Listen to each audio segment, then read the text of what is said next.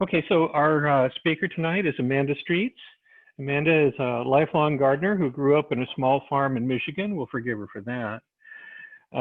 Moved to Florida for college, spent 11 years here as a teacher, and then left public education to focus on ecological landscaping, permaculture, and composting. Permaculture design certificate from Grow Permaculture has been awarded to her, and she expects to complete the foundations courses with Dr. Elaine Ingham's Soil Food Web School this summer. She is an active member in the U.S. Composting Council and Permacultural Institute of North America. And without further ado, thank you, Amanda, for joining us tonight and giving us this presentation. Thank you. I'm happy to be here for this. This is one of my favorite topics, converting turf grass to a Florida native habitat.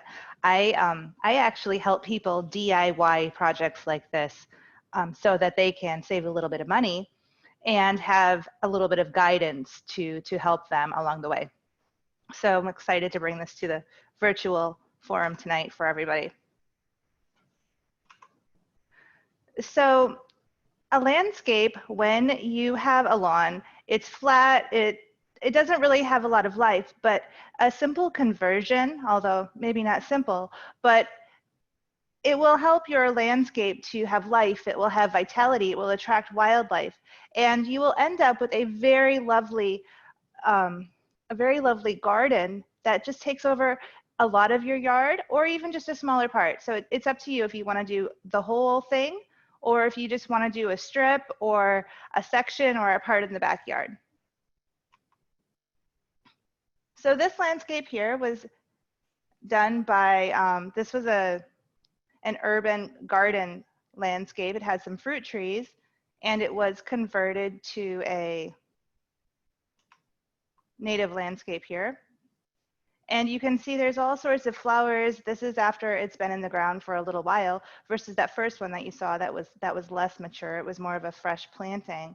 And so you can see that the plants have filled in and they're blooming, and I can just imagine the bird song that we would hear if we were there.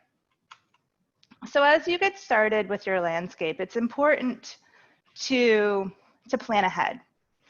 There are a number of different things that you might need to consider, especially if you're doing your own landscape, to make sure that you do it right the first time. You set yourself up for success, and so that you don't end up having to rip something out or redecide something or end up cutting a plant back, pruning a plant back so much that it's an unnatural size for the plant and then it affects the plant's health. So first of all, if you've never done this at your property before, I really suggest that you call 811 before you start your landscaping project. It's a free service and it will locate your underground lines for you that are put in by utility companies. It's not going to locate the ones that are going into your house or out of your house, but the ones that are running along the streets will be marked and flagged, usually with some spray paint and or some of those little metal flags that would mark it. This is really important. One of my clients wanted a big magnolia tree in her front yard. So I drew up this beautiful design. We were ready to plant this magnolia tree. They get quite big. And lo and behold, thank goodness, she called 811. And before we planted the tree, we looked at where we were going to put the tree. We looked at where the markings were on the yard. We're like, oh, look at that. The electrical lines, the water lines, and the line for her cable going into her house actually all crisscrossed right smack where we were going to plant that tree. And while it may have been planted in the ground just fine, over time that would have definitely caused some problems. If you're removing any grass, you might want to consider what you need to do for erosion control, especially if you're going to remove the grass and then come back in a couple weeks and work on the project. There are a number of different things that you can do, such as leaving a small strip along the street and then of grass and then going back later to remove that. You could use some border or some edging. Another thing that you might want to consider is, where is your property line? If you're removing grass, you want to make sure that you're removing your grass and not your neighbor's grass. And there may also be some easements and setbacks that you need to consider, especially if you're planting trees. because those would be tall and those would last for a long time. And it's really important not to put those under power lines where the energy company may end up cutting that big V into them, you know, to prune them for access to those lines. You may also need to consider, especially if you have a corner lot like I do, lines of sight. So there's like a visibility triangle, it's called, on the corner. So people who are waiting at that intersection can see when they're turning. In Clearwater, they say that nothing over 3 feet tall can be in that corner triangle so that people can see over your landscaping. So if you go and put a hedge there or something, or a big shrub, it's going to block visibility and cause some problems with people who are driving. And then you also want to consider street lights. First of all, you of course don't want to block them because you want to be able to see in the street. So planting a tall tree right under a street light may not be wise. And some plants are actually affected by nighttime lighting. So that affects their blooming. And not all plants, just some.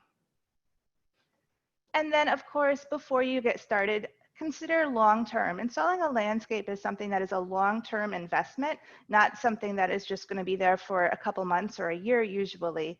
So consider your current and future plans for any hardscaping, and include those as you're thinking about where you're going to plant your plants. So if you want to put in a patio eventually in your backyard, for example, maybe that's not the best place to install your butterfly garden. You might want to leave that area empty for now and install your patio, and then figure out what plants you want to put around it, or put your butterfly garden somewhere else.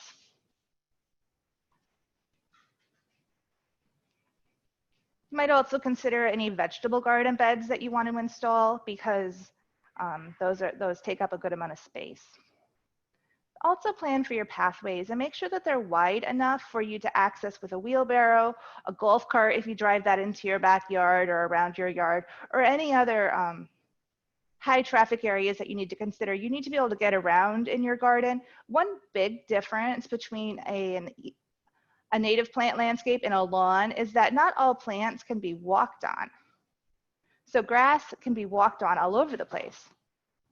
But not all plants, like ground covers or shrubs and stuff, can be walked on. So make sure that you're leaving space for pathways and areas to get to and from different places, including maintenance. That could be mulch, that could be shell, it could be bricks, or just simply ground cover that is able to be walked on. Most of my pathways in my own yard were mulch at one point, and now they're covered in sunshine mimosa because it's kind of spread all over the place, which I'm very happy about, because it's a much nicer plant to walk on just for light traffic, you know, walking here and there in my yard. It's much nicer and softer on my bare feet than the mulch is.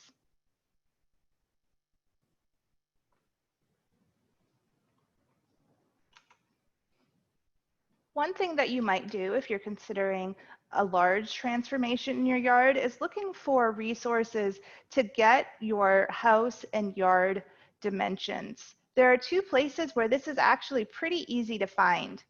You can go to the property appraiser website. The Pinellas County property appraiser website is really easy to use. Just Google it, and you'll do a search for a property, usually by street address, and it would be your street address, or a friend if you're helping them out. And towards the bottom of the page that comes up is this lovely schematic or drawing of your house. This is something that the appraisers put in there. And that arrow there is actually pointing at a fuzzy number. I blew it up quite a lot to put it in here. That number represents the length of that wall of the house. So you can go ahead and print this out and use it to draw on. Another thing that you could use is your property survey. This one is a really old property survey. The newer ones are typed on. This one is hand drawn, but it doesn't matter either way.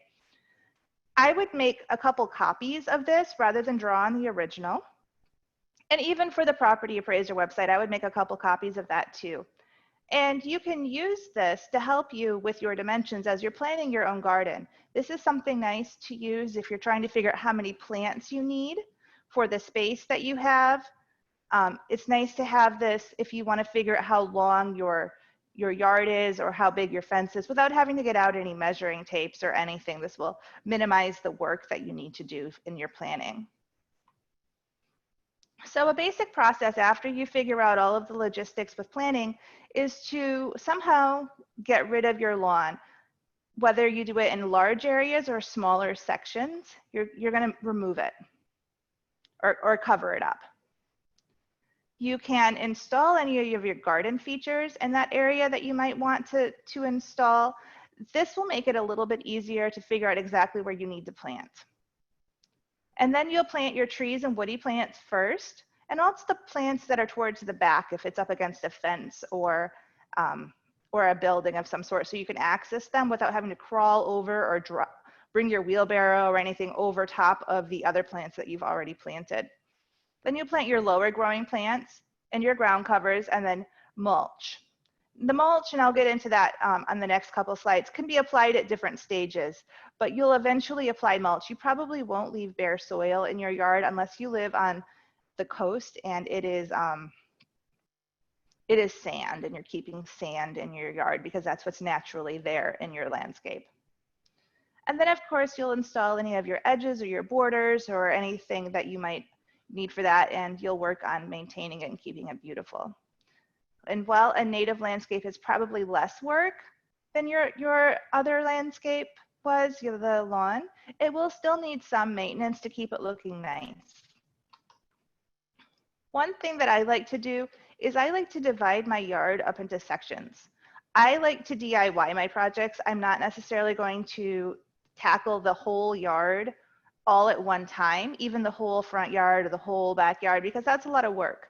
I want to divide stuff up into weekend size projects for myself, or maybe weekend size projects that might take 2 weekends. Maybe I'll work on covering up the grass one weekend and the following weekend I'll plant. But I don't want to leave a whole lot of time in between working on these sections, because what might end up happening is you'll either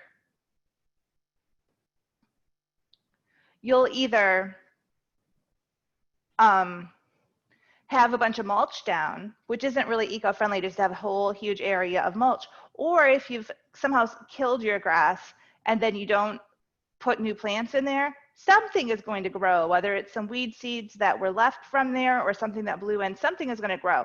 So you may end up creating a little bit of more work for yourself if you wait too long in between sections. I like to divide it up into sections that make sense. Maybe I already have an existing garden bed that I'm removing, or I have a smaller part. So for example, this one here, I made a pretty garden bed for number 1. It would just make sense in my yard to do this first. It would be a nice focal point, and then I can gradually make it bigger later. And then maybe I'll work on my side yard next because that's a manageable section. And keep in mind, as you're working towards the street, again, to keep visibility in mind with your driveway, because you do need to be able to back out. And the city does own, in most cases, a good amount of your yard as far as a setback goes. If you're not sure where that is, that's something that you might want to find out, and that would be found on your property survey. I would like to point out that in this graphic, I apologize, I should have mentioned that earlier, the black part is the house, and the gray sections here are the gray rectangles are patios or decks, and then this circle here is the tree. That tree, I put in a darker circle in the middle. That represents the footprint for the roots. When you're working in your yard with mature trees, it's important to not disturb the roots right up against a tree. And this includes using equipment that would be digging into your lawn, like a rototiller or a sod cutter, and also applying mulch. I see a lot of people putting substantial amounts of mulch in your yard, maybe for a permaculture type project, but it's really important not to smother your tree roots, especially for those mature trees, with large quantities of mulch, because that can actually damage your tree.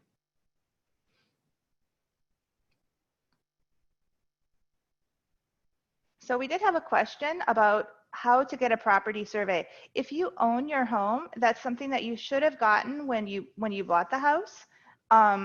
Or if you've had any appraisals done or anything like that, even sometimes a refinance will require a property survey, depending on how old your existing one is. The property appraiser's website does not have your survey, but it does have those dimensions from your home and any structures that may be on there. So you have a bunch of options to actually remove your lawn. You could smother it with mulch. I like to use cardboard or newspaper as a weed barrier because it is made from a tree, processed tree, but it's cardboard and newspaper are still from a tree, and they will naturally break down in your soil over time. But before they do that, they will smother your grass, and they will actually attract some earthworms and stuff to come up. They really like to eat that cardboard and the newspaper. And I hold it down with mulch on top. So that way I'm just covering it up. I'm not removing anything. Now there are pros and cons to every single one of these options. So while this might be my favorite method, it does change your soil composition a little bit. It does take a lawn that may be very dry and it builds soil, which isn't necessarily a bad thing, but it does change from, change your water retaining abilities, and it does change the nutrient capacity a little bit in a good way. But when you're talking about native plants, that may change the native plants that want to live there. And we'll get into that in a little while. You could rent a sod cutter, which is a piece of equipment that would fit into a standard pickup truck. And you could use that to cut your sod off, your lawn off, even if it's just weeds. It doesn't need to be perfect sod. And then you would discard it or compost it and be left with this bare ground. One thing that some people like to do is they like to let their lawn just die naturally. This might be something you could do if your lawn requires a lot of upkeep and you don't have a neighborhood that would frown on having a lawn that looks kind of bad for a little while. So if your lawn will die if you stop irrigating it or fertilizing it or something, that may be a sign that your grass is not right plant, right place. And it may be able to withstand just kind of neglect for a while. You could also try to see what grows naturally by not mowing it for a little while. Some of us may have heard of no mow May, where a lot of people will let their lawns grow for a while to let the wildflowers bloom. I like to do no mow winter because then the wildflowers bloom and then the bees will come to my yard. Letting the lawn die naturally is not my favorite method because I don't like to leave my yard or a client's yard looking in a state of disarray for a long time, especially when I'm trying to promote the use of native plants. Getting scowls from the neighbors sometimes doesn't help that cause. You can also manually remove it, especially if you're doing really small sections. You could just pull the lawn up or use a hoe or a shovel or some different hand tools to remove your grass and weeds. Another option is to solarize your lawn. That is where you put plastic down over large sections of your lawn and let it sit there for quite some time. You would want to bury the edges of the plastic and weight it down so that it's a seal. And then the heat from the sun would actually cook the grass and cook the weed seeds.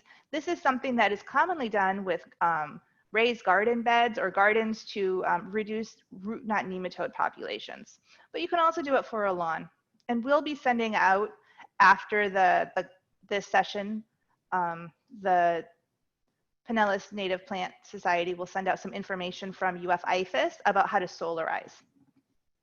You could also use herbicides, and this is particularly popular with companies who install native plants over a whole landscape because you get the lawn cleared very quickly. And this is something that you want to put a lot of research into because there's a lot of different products that are available for licensed landscapers and for people just to go into the store and buy it. And there's pros and cons to using any of these methods, but this is one that, you're applying some chemicals to your yard. So you want to know what you're getting and what the results will be if you apply that. You want to go into that with your eyes open. But it will get rid of your lawn very effectively. So today we're going to focus on things that you can DIY. We're going to talk about how to smother your lawn and how to remove it with a sod cutter. So this landscape here was done by Hort and Soul Landscape Design, and they did use an herbicide to get rid of the grass, I believe. So the grass was removed. The plants were planted, and then they applied some mulch. You could, at that stage, before you mulched, you could apply a weed barrier of some sort. If you don't apply a weed barrier, like cardboard or newspaper, then you will probably still have to weed this landscape or use an herbicide to get rid of the weeds that grow, at least until the plants are more mature and they fill in. This landscape here, it's really pretty. The grasses and the plant choices that she made, or he,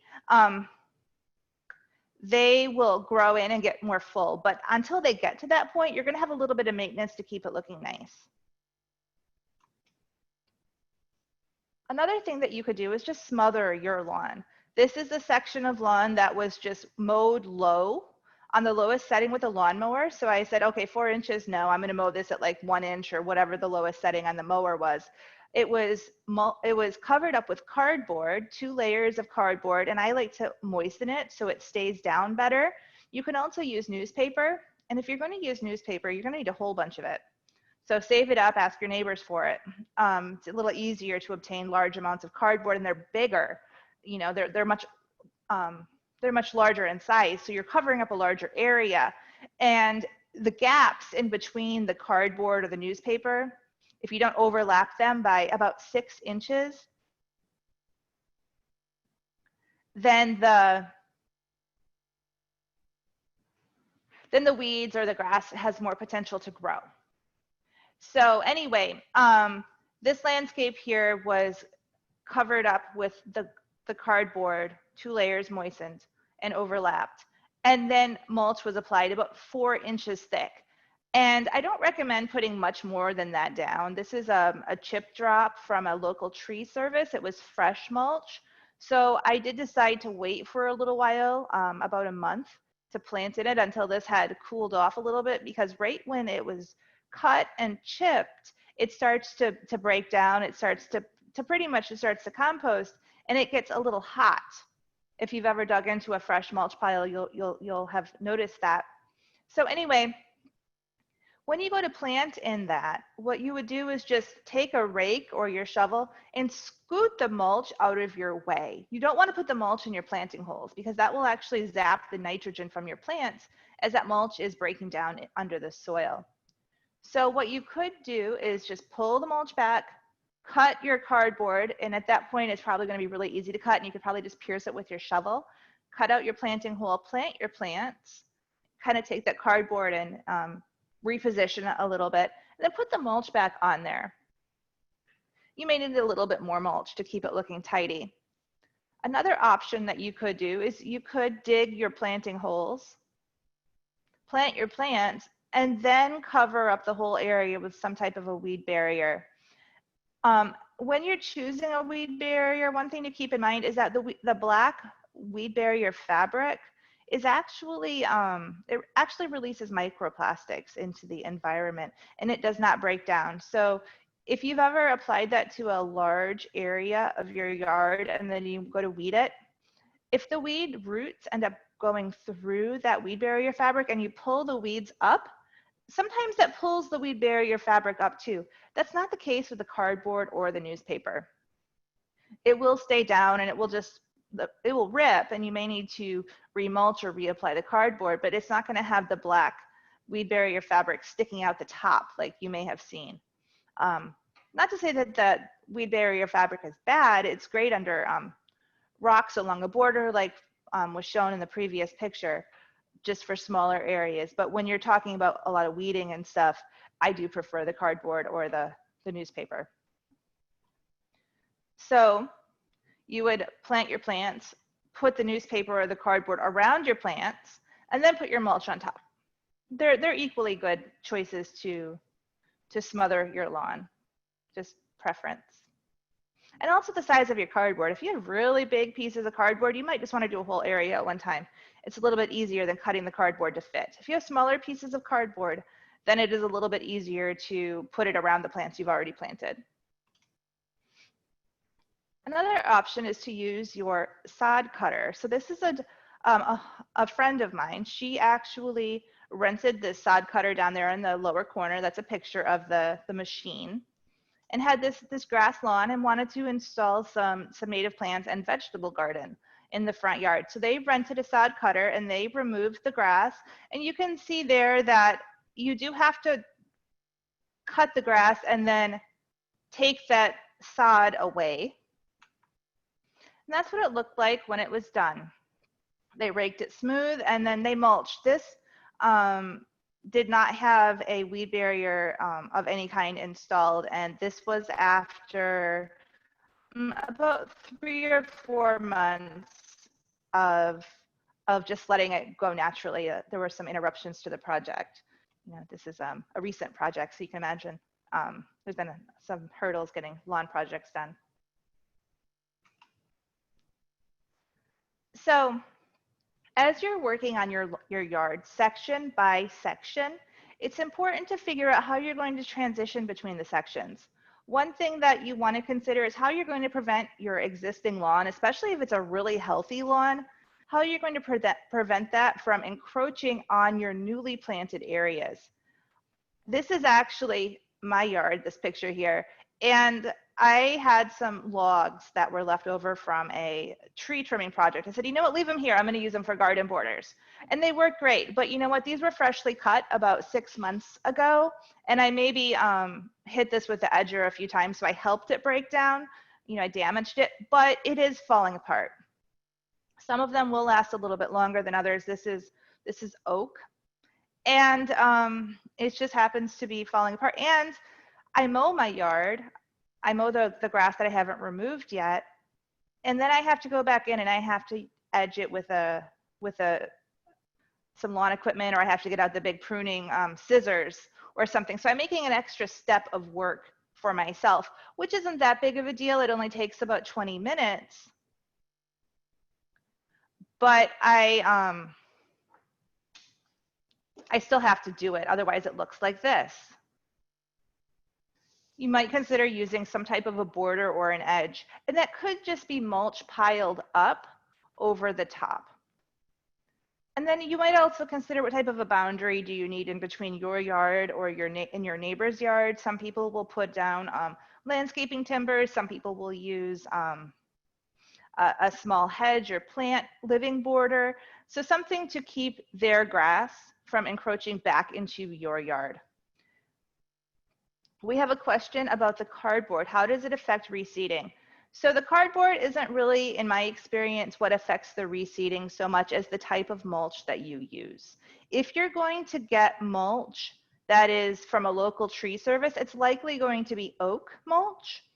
Oak mulch isn't the best for reseeding, especially if it's fresh. It does take a while, but plants will eventually be able to reseed in it. After I use oak mulch at my own house, I then go back in for the second time that I mulch to refresh, and I actually use pine needles, which we're going to get into a little bit later. But that's a really good question, because especially for those of us who are planting wildflower gardens, you want them to reseed. You want the plants to be able to spread a little bit. So as you're selecting plants, make sure that you're choosing plants that are appropriate for where you live. So here in Pinellas County, we are in zone 10A, that kind of light cantaloupe color. And you want to choose plants that will grow and thrive here. I like to use a couple different resources to find the plants, and we'll go into that on the next slide. But what you're specifically looking for are water requirements for the plants, salt tolerance. You could have salt from a water softener, or you could have salt due to proximity to the ocean, or even from flooding from any stormwater. If you live near a stream or a retention pond or something where salt water may encroach. One thing as you're looking at water requirements for your plants, look at what weeds you have in your yard now. You may have dollarweed in your yard. That's a pretty common yard weed. That likes moist areas. If you're planting dollarweed in your, or if you're, if you already have dollarweed in your yard, you're not likely going to be able to grow plants that need dry conditions. You'll have plants that want moist conditions. Also with the water, are you irrigating and causing those conditions? Because when you plant a native yard, you eventually will be able to back off on your irrigation and just use it as needed as opposed to on a timer like you may have for your lawn. Look at your yard and consider the sun or shade that you have. You want to plant, right place, of course. So if you have a sunny yard, you want to plant plants that would be appropriate for the sun. Soil type, if you have sand versus richer soil, it will affect the type of plants that are happy there. You want to really put a lot of thought into the plants that are growing or the plants that you want to grow in your yard. Maybe look around at what some of your neighbors are growing or some of the botanical gardens and stuff for some ideas. Also go to a native plant nursery and stroll through and see what they have or look at some of their pictures online. There's a lot of great information that they have and they can help you with questions too.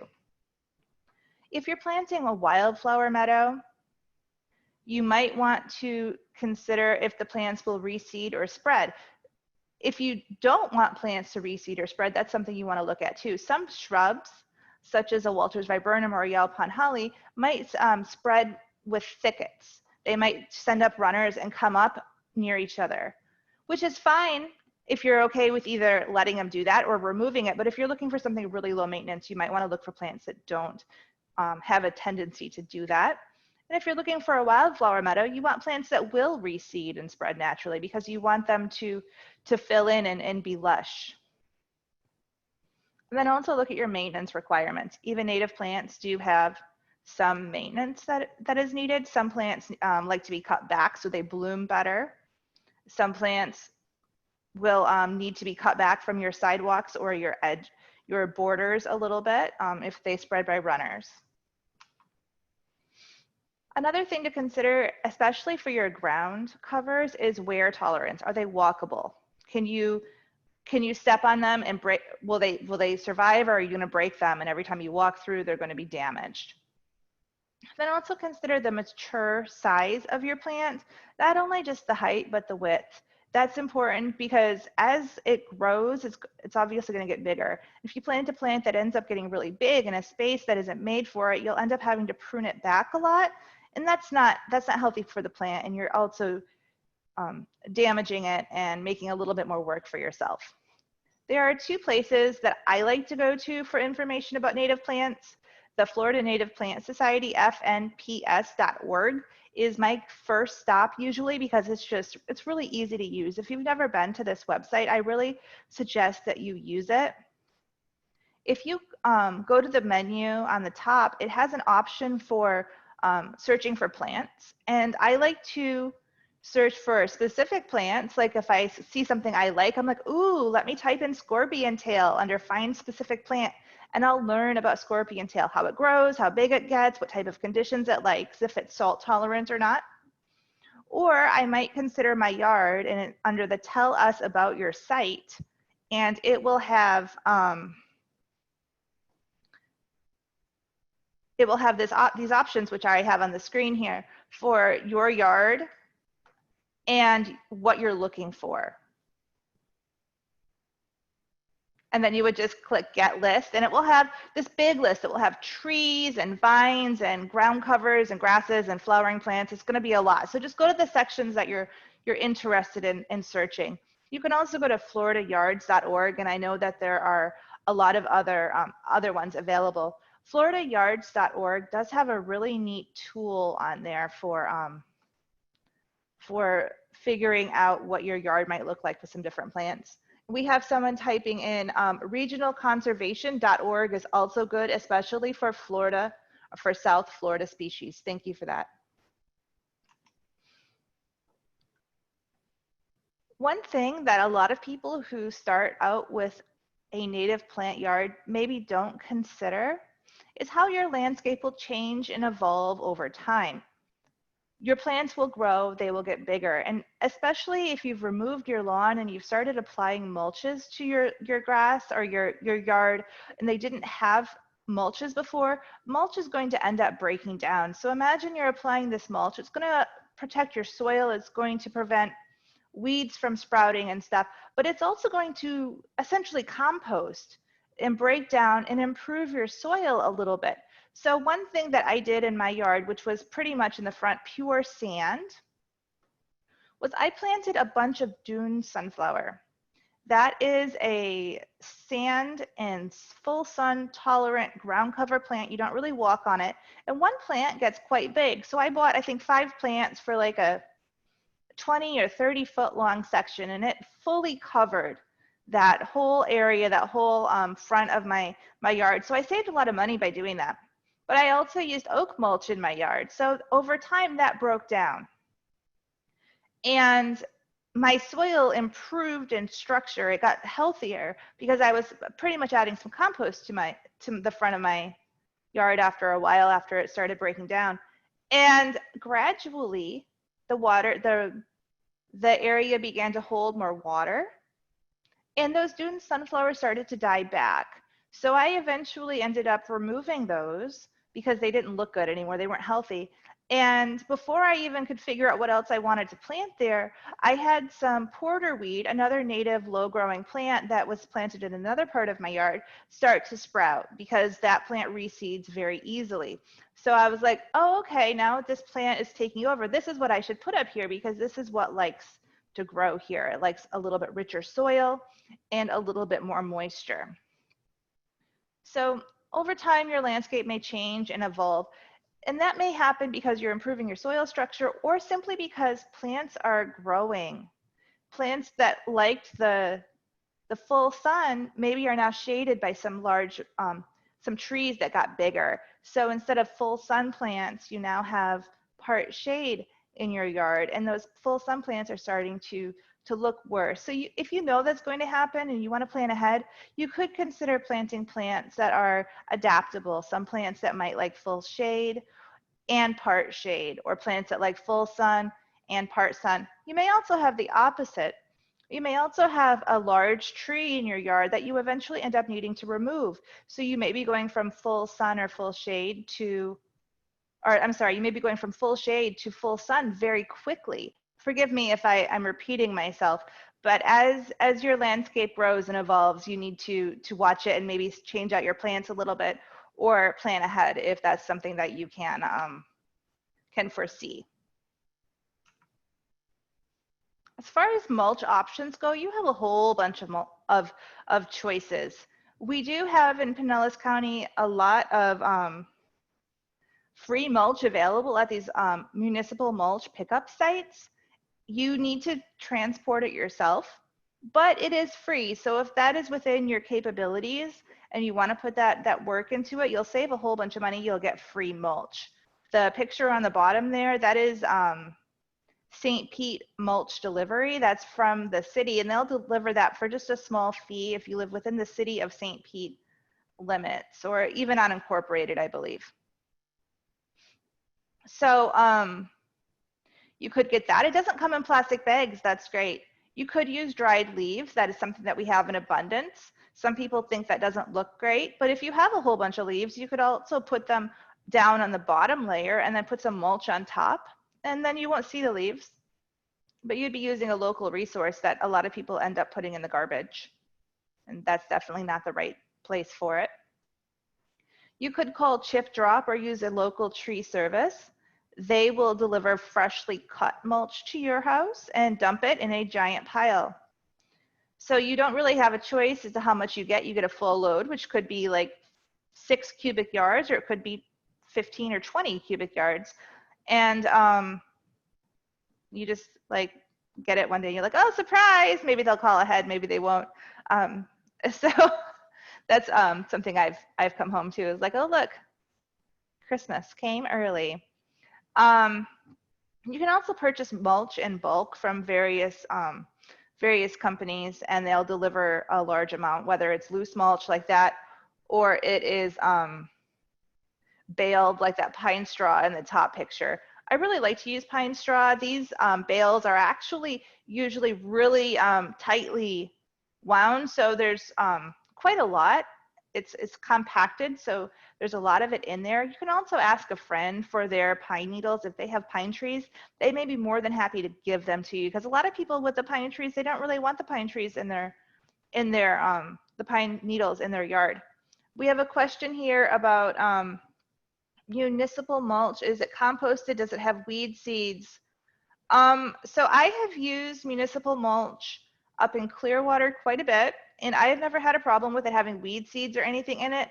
I don't usually use it for huge landscaping projects, though. I use it as like a fill-in because it is a lot of work to get. I use it when I don't have a tree service or a chip drop with mulch, and I need a lot of it, and I end up having to buy pine needles, which end up getting kind of expensive. You may see pine needles sold as pine straw, by the way. So as far as it containing pests or weed seeds, some people have reported that they've had a problem with that, but I have not experienced it. It should be, they say it is, composted to break down the weed seeds. It's reached a certain level to sterilize those. Whether that actually happens or not, I'm not certain. St. Pete has 3 different types of mulch that you can choose. They have just regular mulch, double ground mulch, which means it went through the chipper twice. And then it has soil builder, which is more composted, and you can use that for different projects. If you're getting this for like a landscape project, I would actually recommend using the double ground mulch because it's great if you're putting it on top. If you're putting it underneath a layer of other mulch, or if you're building garden beds or something like that, you might consider getting the soil builder. And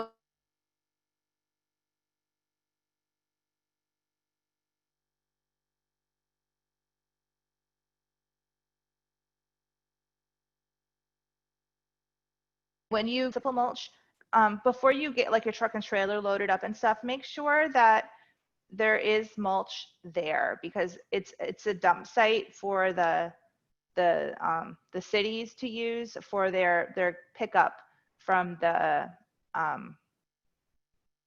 trash, not garbage trash, but the yard waste.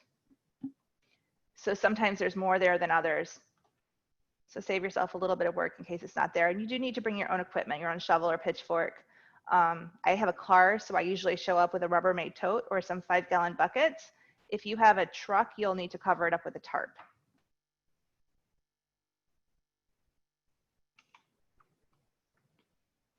This is a landscape. This is a before picture. And here's the after, just from a slightly different angle. This is a job that Wilcox Nursery did. And you can see that there's quite a difference here in vegetation. What I really like here is this ground cover. It fills in a lot. It adds a lot of interest to the landscape. So you probably already have grass or something that you're treating like grass in your yard. And it's just, you mow it flat and it is what it is. You have what you have, or you've been working hard to have St. Augustine grass looking pristine or something. But when you transition to a native yard, a native landscape, you actually get to pick what type of ground covers you want if you go with ground covers. There are a couple that I really like that I've included. These are easy to work with and they spread nicely. There's some sun-loving ground covers here. So if you have full sun or mostly sun, these might do well for you. There's the native porterweed. This one is a low growing variety. The non-native porterweed is actually really tall and the flowers look similar, but the growth habit is completely different. Either way, they both reseed quite a bit, but this one is the native variety and it is absolutely beautiful. Butterflies love it.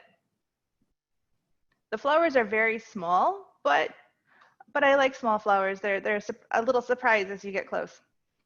Sunshine mimosa, it grows and spreads by long runners. So I don't like this next to my driveway. I do have it next to my driveway and it does create a little bit of work for me. So every time I see the runners start to creep out into my driveway, I actually bend them rather than cut them so that I can save myself a little bit of work and have them retreat back onto themselves. They fill in a little bit thicker that way. Or if I have some friends or if I'm propagating some more, I can take cuttings from that area. But anyway, it gets those really pretty hot pink pom-poms. And the bees like to just bury themselves right in there. You can see there's a honeybee inside of that pink bloom. Another one that I really like is matchweed, also known as frog fruit. That is the larval host plant for the white peacock butterfly, I believe, and it likes full sun and it spreads by runners as well. You may already have this if you have what some people might refer to as a freedom lawn, meaning it's just if it grows and it's green, you mow it. This is all over in the part of my yard that I have not converted to a non-lawn area. And then Dune sunflower. This is kind of the outlier of the group. Dune sunflower, one plant will get quite large, and they will reseed freely around when they're happy. And if they're not super happy, they'll live for a while. They are prone, if they have too much moisture, to getting some fungal problems, which you'll see on the plant. But they do have this beautiful flower. They flower most of the year unless you're up in a little colder area or in a cold microclimate, when they may go a little bit dormant for a period of time. But these do get quite large, not necessarily tall, but wide. So keep in mind mature plant size, or you'll be pruning them. Like I said, I had one of the, about 6 of these in my front yard, and they took up about a 30-foot long space. And I had to end up pruning them out from the road, even though they were like 5 or 6 feet off the road. Some shade-loving ground covers. Oh, I did forget. So some of these plants are walkable, meaning you can step on them and not damage them, and some of them are not. So the sunshine mimosa and the frog fruit, you can walk on those without doing a whole lot of damage. The sunshine mimosa, you can walk on a little bit more than the frog fruit, but you're not going to kill the plants if they start to encroach on a pathway or if you walk across the yard. The porterweed and the Dune sunflower, they grow taller. They're not somewhere where you want to walk. Because, I mean, first of all, they get like 6 inches to 1.5 feet tall, and you'll break the stems if you step on them. These shade-loving ground covers, they're pretty versatile. The one on top here with that lavender flower, that is my favorite plant right now. It is the hammock twin flower. Some people call it swamp twin flower. A lot of these plants you'll see in, with multiple names. Anyway, it is it's very tolerant of walking. You can mow it or not. So if it starts to get a little tall, in my experience, it doesn't get so tall that it bothers me. It gets about 5 or 6 inches tall in my yard, and I think that that's perfectly acceptable. But there is a park in Clearwater, the Moccasin Lake Nature Preserve, and they have used twin flower in some of their borders and areas near the parking lot, and they've been mowing it or trimming it back, and it looks really nice. There's also creeping sage. You can walk on this a little bit, but for the most part, you don't want to. This gets a really pretty but very tiny electric blue, like highlighter blue flower, and it's really pretty, and it's just a nice, soft, very full, lush plant that it likes shade and moisture. And then you could also use peperomia. I'm not sure if I'm saying that right, so I apologize if I didn't pronounce it quite right. It is not a flat ground cover. It is not walkable, but it's really pretty, and it will spread out. We have a question. Do I recommend perennial peanut? You can use perennial peanut. It's a non-native plant, but it does look really nice. In my opinion, it's a little bit more difficult to establish than these plants here. Most of these plants that I've recommended tonight are for ground covers are really easy to establish with some just regular irrigation, but perennial peanut tends to be a little bit fussy. And then we have another question about the ground cover. How do they weather with dogs? It depends on your dog. I have a Chihuahua who, you know, kind of trots around a little bit and maybe gently lays down, he doesn't tear around or dig holes.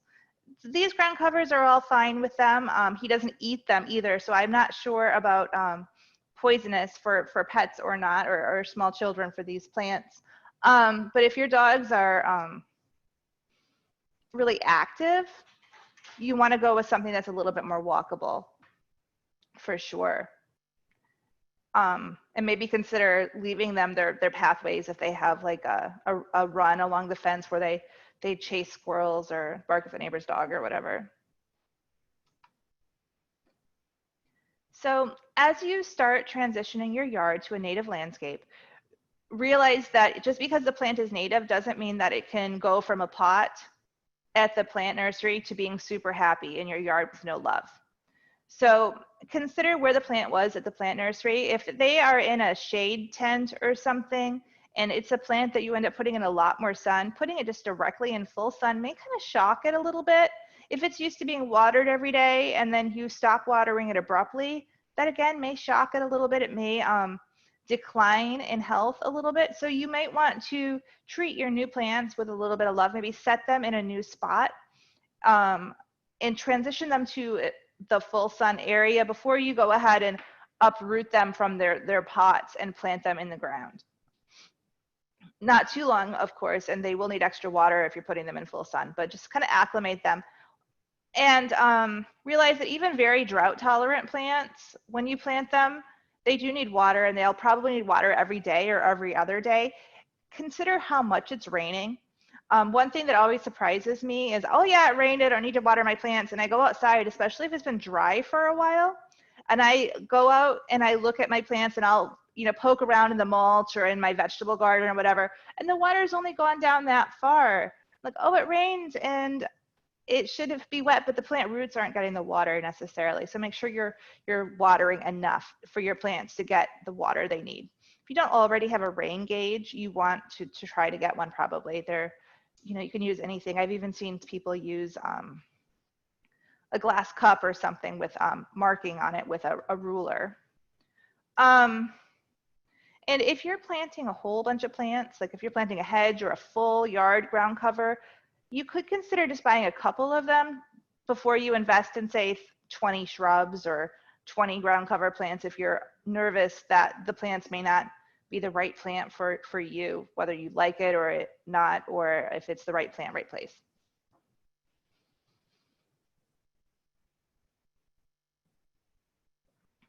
All right. So this is my contact information if you have any questions for me. And I will take your questions now. I'm sorry if you had one way back and I didn't get to it during that time.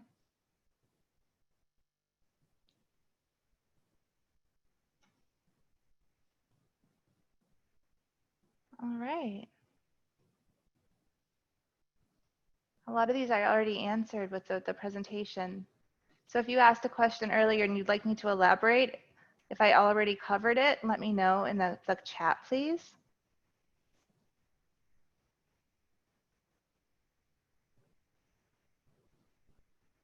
Oh, somebody has an experience with beach sunflower or dune sunflower. They planted it in a circle-shaped bed in their yard, and when the lawn is mowed, it keeps the beach sunflower from spreading, okay? And it has filled the beds with a beautiful green and yellow appearance. And then you don't have to mulch. So you've planted densely or let a plant cover the area so you don't have to remulch. And that's a really great strategy for dealing with a native landscape, is letting your plants grow in a lot.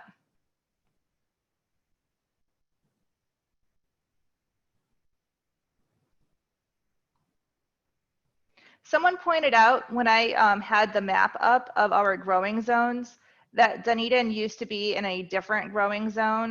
Pinellas County did, and now it is considered 10A. That has changed over the years.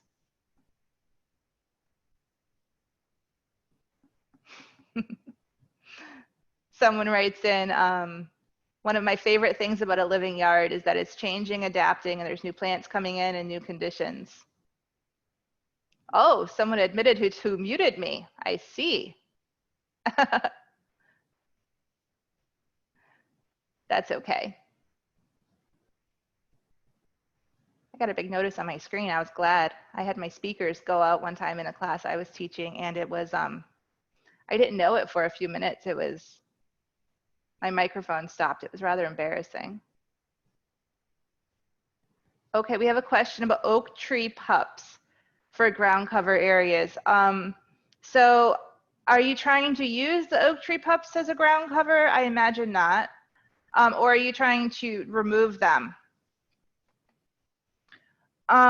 So I've seen some people try to use oak tree sprouts, I guess you could call them, oak tree pups, as a ground cover, and just trimming them. And that's going to result in a lot of tree roots and a big mess to take care of in the future. So if you're trying to remove them, they can be kind of problematic. In my experience, I try to pull them out, but if they're like the kind that are attached together, I cut them off and just keep cutting them off at the ground level, and eventually they just give up. Someone wants to know how to get rid of their perennial peanut. You know what? If you are open to it, I see a lot of people requesting perennial peanut in those free garden groups. You could say, hey, does anybody want to come dig this up? And maybe get rid of it that way, or you could possibly treat it like a yard, like a lawn, and cover it up or remove it with a sod cutter or something. Someone says, I have 2 large live oaks. What can grow under them? So if you go onto the Native Plant Society website, you can look for shade tolerant plants. That's going to be important, is what can grow in the shade. And you also want to look for plants that can handle living under oak trees. Right off the top of my head, I know that beautyberry will look really nice under oak trees and it will thrive, and so will wild coffee. When you go to some of the parks and walk around, look at what they have growing, whether it's been planted by somebody or it's growing wild, and see what's already growing there. That might give you some inspiration.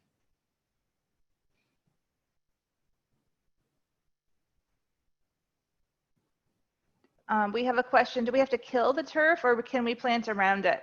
So one of the problems with planting just around it is that the grass is going to eventually grow and kind of maybe take over. Grass is very, turf grass, not necessarily the perennial grasses and stuff.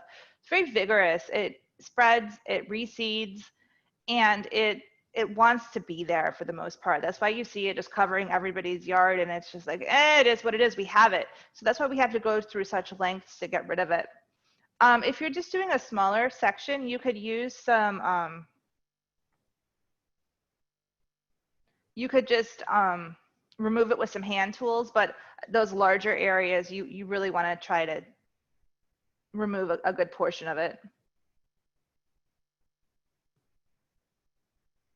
Asparagus fern removal. Oh, wear gloves. That has has thorns, and try to get up any of the berries that may fall. Someone says, do I recommend jasmine? Jasmine, the Confederate jasmine, is a flowering vine. It's not native to Florida, but I believe it would be considered Florida friendly. I don't usually use a whole lot of non-native plants in my ornamental pretty landscapes that I do. I do try to stick with native plants or edible plants in the designs that I do.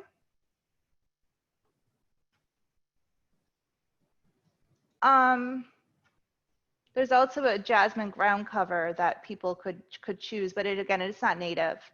And then someone says they have kuntis growing under your oak trees and they grow nicely. They do, yeah, I've seen that growing very nicely under some oak trees as well. So someone says they also have yellow anise under the oak trees. Okay. All right. I don't see any more questions.